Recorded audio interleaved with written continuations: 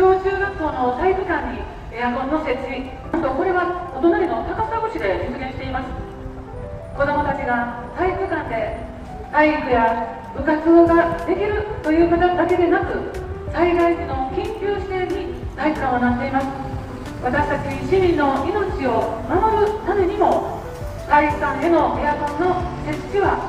緊急の課題です。皆さんの声を聞き、中学校の体育館は来年からエアコンの工事が始まります。引き続き小学校の体育館もエアコンをつけてほしい、その願い、ぜひ吉田久美子へお寄せください。